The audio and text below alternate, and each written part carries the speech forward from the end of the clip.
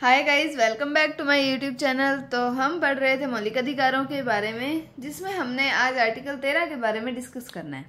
तो हमने आर्टिकल 12 के बारे में भी पढ़ लिया था और 13 की मैंने आपको ओवरव्यू दे दिया था कि हाँ इसके अंदर ऐसा ऐसा आता है, और उसको आज हम डिटेल के अंदर आर्टिकल 13 को पढ़ेंगे।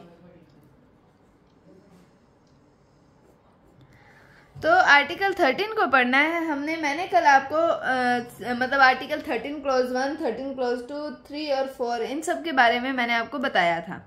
वो मैं एक बार रिपीट करती हूँ कि हाँ कौन से आर्टिकल के अंदर क्या बात कही हुई है। तो सबसे पहले बात आती है आर्टिकल 13 क्लॉज 1 की।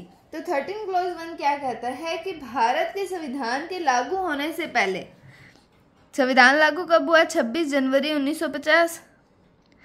तो संविधान के लागू होने से पहले, तो भारत के संविधान के लागू होने से पूर्व की ऐसी प्रत्येक विधि जो मौलिक अधिकारों का उल्लंघन करती है, वो उल्लंघन की सीमा तक शून्य होगी। मतलब ये बात कर रहा है संविधान लागू होने से पहले की। उसके बाद में आते हैं आर्टिकल 13 क्लॉज 2 पे। 13 क्लॉज 2 क्या कहता है कि राज्य ऐसी कोई विधि नहीं बनाएगा। मतलब संविधान के लागू होने से पहले वाली विधि तो होगी शून्य, अगर वो कानून का उल्लंघन, मौलिक अधिकारों का उल्लंघन करती है तो। और उसके बाद में ये कह रहा है कि राज्य ऐसी कोई भी विधि नहीं बनाएगा जो मौलिक अधिकारों को कम या समाप्त करती है, और यदि राज्य की विधि जो है मौलिक अधिकारों का उल्लंघन करती है तो वो विधि उल्लंघन की सीमा तक शून्य होगी। तो मतलब इसके अंदर आ रहा है राज्य की विधि के बारे में। ये आर्टिकल जो है ये काफ़ी कंट्रोवर्शियल आर्टिकल है। इसके ऊपर हम इसकी डिबेट भी देखेंगे कि हाँ क्या क्या डिबेट हुई है इसके ऊपर। उसके बाद में हम आते हैं आर्टिकल 13 क्लॉज 3 पे। तो आर्टिकल 13 क्लॉज 3 कहता है कि उपयुक्त संदर्भों में विधि के अंतर्गत जो संसद या राज्य विधानमंडल के कानून, अध्यादेश, आदेश, नियम, परंपराएं जो भी विधि का बल रखती हैं वो सभी शामिल होंगी। इनके अंदर जो है जो विधि शब्द का प्रयोग किया गया है उसके अंदर संसद के कानून, विधायिका के कानून, अध्यादेश, नियम, विनियम जो कुछ भी विधि का बल रखते हैं वो सब आर्टिकल 13 क्लॉज 3 के अंदर शामिल होंगे। उसके बाद में आता है आर्टिकल 13 क्लॉज 4। ये क्या कहता है? ये कहता है कि विधि के अंतर्गत संविधान संशोधन शामिल नहीं होगा। ठीक है, हमने ये बात की कि संविधान संशोधन शामिल नहीं होगा।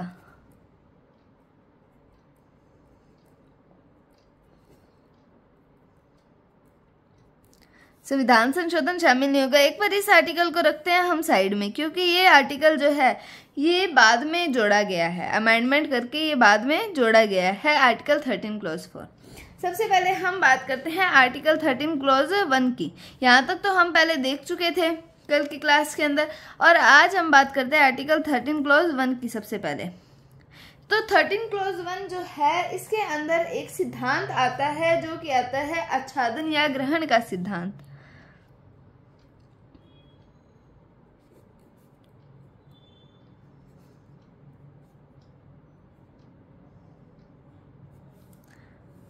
आच्छादन या ग्रहण का सिद्धांत यानी कि डॉक्ट्रिन ऑफ एक्लिप्स। तो डॉक्ट्रिन ऑफ एक्लिप्स आता है आर्टिकल 13 क्लॉज 1 के अंतर्गत। अब ये क्या कहता है? हमने 13 क्लॉज 1 के अंदर संविधान लागू होने से पहले की बात की है हमने विधि की। तो इसके अंदर ये बात बोलती है कि इस सिद्धांत के अनुसार संविधान पूर्व की ऐसी कोई विधि जो मौलिक अधिकारों का उल्लंघन करती है, संविधान पहले की मतलब 26 जनवरी 1950 के पहले की ऐसी कोई विधि जो मौलिक अधिकारों का उल्लंघन करती है, और जिस सीमा तक वह मौलिक अधिकारों का उल्लंघन करती है उस सीमा तक मौलिक अधिकार उस विधि को आच्छादित कर देते हैं। यानी कि इसके अंदर मौलिक अधिकार जो होंगे वो ग्रेटर देन होंगे किससे, मतलब जो विधि बनाई है। तो इसके अंदर मौलिक अधिकार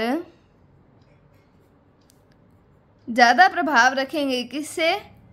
संविधान पूर्व की विधि से। अगर इसमें अब ये बात है कि ना, अगर अपने बात करते हैं विधि की, अगर संविधान से पहले कोई ऐसी विधि बनाई गई है तो उसके अंदर अगर मौलिक अधिकारों का उल्लंघन हो रहा है तो वहाँ पर मौलिक अधिकार माने जाएंगे, वो विधि नहीं मानी जाएगी, वहाँ पर वो विधि कैंसिल हो जाएगी, वो उसको आच्छादित कर देंगे, यानी कि उस पर ग्रहण लग जाएगा। जैसे हम सूर्य ग्रहण, चंद्र ग्रहण की बात करते हैं ना, वैसे इसके ऊपर ग्रहण लग जाएगा मौलिक अधिकारों का। तो इसलिए मौलिक अधिकार जो है वो बचे रहेंगे। और मतलब भविष्य में अगर हम मौलिक अधिकारों के अंदर या कुछ संशोधन करते हैं, कुछ करते हैं, जिससे ये विधि वापस प्रभावी भी हो सकती है अगर ये विधि वहाँ पर सही हो जाए तो मतलब इसमें ये कहा जाता है कि भविष्य में मौलिक अधिकारों में संशोधन या किसी अन्य कारण से यदि विधि मौलिक अधिकारों की विरोधी नहीं रहती है तो वो आच्छादन जो है वो समाप्त हो जाता है और विधि पुनः प्रभावी हो जाती है। तो ये है आच्छादन या ग्रहण का सिद्धांत, जो कि आता है आर्टिकल 13 क्लॉज 1 के अंदर। उसके बाद में बात करते हैं अब हम आर्टिकल 13 क्लॉज 2 की। अब इसके अंदर क्या है कि राज्य जो है वह ऐसी कोई विधि नहीं बनाएगा जो मौलिक अधिकारों को कम या समाप्त करती है, और यदि राज्य की विधि जो है मौलिक अधिकारों का उल्लंघन करती है तो वह विधि जो है वो उल्लंघन की सीमा तक शून्य होगी।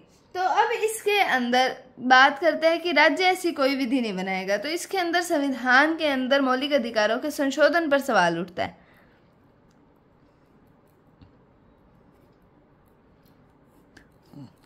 तो संशोधनीयता पर सवाल उठता है कि इससे मतलब मुद्दा निकलता है कि मौलिक अधिकार जो है वो संशोधनीय है या नहीं है।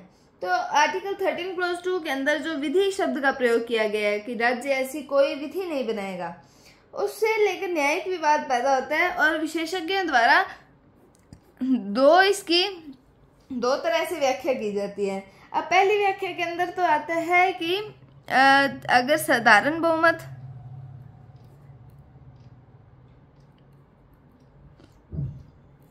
और साथ में आता है संविधान संशोधन, आर्टिकल 368, यानी कि इसके अंदर विशेष बहुमत से होता है।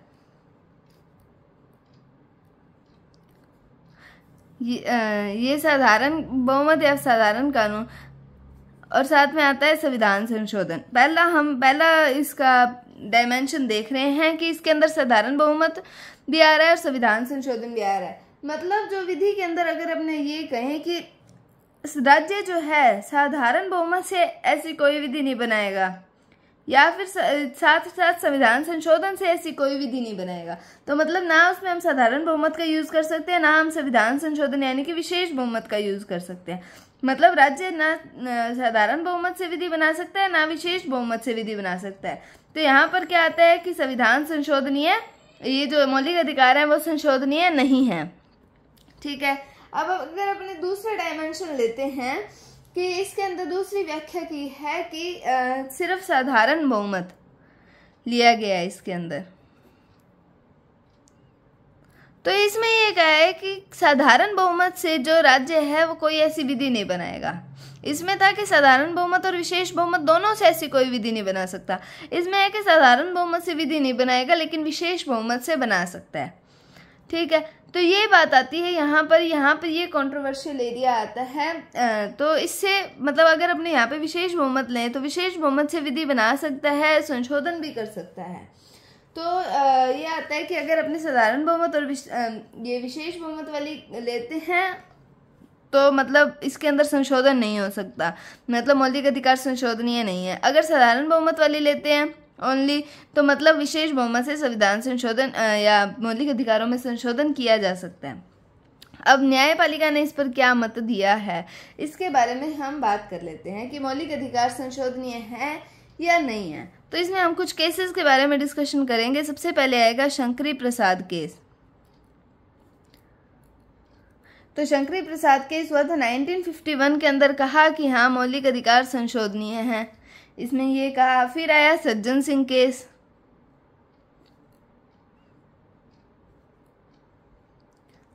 ये आता है 1965 के अंदर, इसमें भी कहा कि हाँ मौलिक अधिकार संशोधनीय है। उसके बाद में हम बात करते हैं, आता है गोलकनाथ केस। गोलकनाथ केस आता है 1967 के अंदर, इसमें इन्होंने कहा कि नहीं ये संशोधनीय नहीं है। अब इसके अंदर इन्होंने क्या कहा, इन्होंने एक सिद्धांत दिया यहाँ पर भविष्य लक्ष्य अध्यारोहण।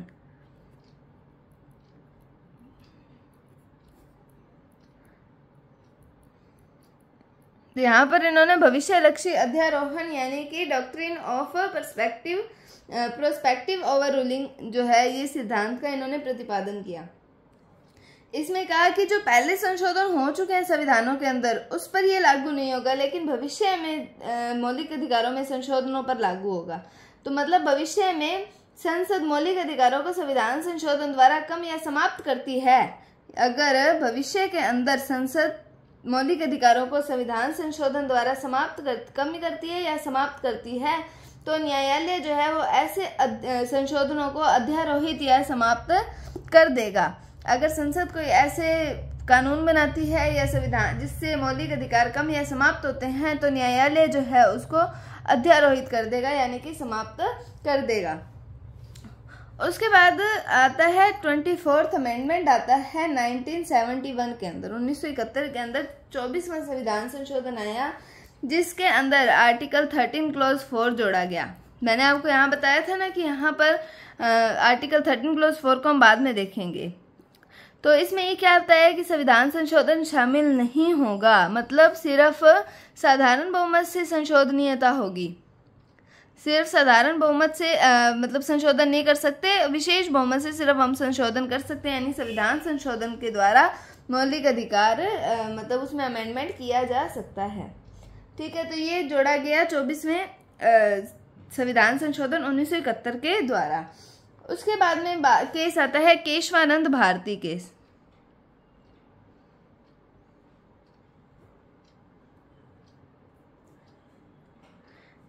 1973 का।